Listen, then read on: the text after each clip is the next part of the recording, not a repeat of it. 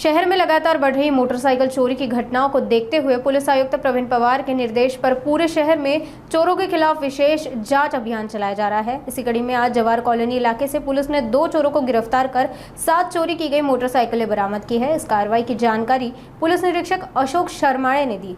उन्होंने बताया कि पकड़े गए 2 चोरों में से एक के खिलाफ पहले से ही आमदनी पुलिस स्टेशन में अपराध दर्ज है। पुलिस को शक है कि इन आरोपियों से और भी चोरी के मामलों का खुलासा हो सकता है। दिनांक 5/5/2025 रोजी जवाहरनगर पोलीस स्टेशन हद्दीमध्ये एक मोटरसायकल चोरी झाल्याची कंप्लेंट्स आमच्याकडे रजिस्टर झाली होती। BNS कायदा 303/2 अन्वये गुन्हा दाखल झाला होता। सदर गुन्ह्याची मोटरसायकल चोरी करणारा इसम नामे शिवाजी वसंत साबळे याला आमचे पथकाचे अंमलदार गोरे तसेच तपासी अंमलदार नागरे यांच्या मदतीने त्यास ताब्यात घेतलं।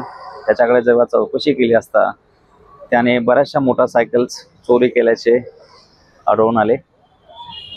माननीय न्यायालयासमोर दुसऱ्या दिवशी 6 तारखेला त्याला प्रोड्यूस करण्यात आलं।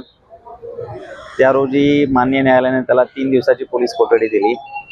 पोलीस कोठडी दरम्यान तपासादरम्यान त्याच्याकडून 7 मोटरसायकल जप्त करण्यात आलेले आहे।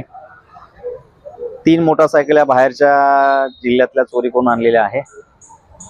जो साबळे नावाचा जो आरोपी आहे शिवाजी साबळे याच्या विरुद्ध यापूर्वी 4 गुन्हे दाखल झालेले आहे। त्याच्यामध्ये मोटरसायकलचे 2 गुन्हे आहे आणि 2 गुन्हे हे मोबाईल स्नॅचिंगचे गुन्हे आहे। त्याच्यासोबत जो दुसरा आरोपी जो पकडलेला आहे शंकर नारायण अंबोरे रांजणगाव नारळी बाग संभाजीनगर हा सुद्धा मोटरसायकल चोरी करणारा आरोपी आहे। दोघांची आज पोलीस कोठडी संपत आहे।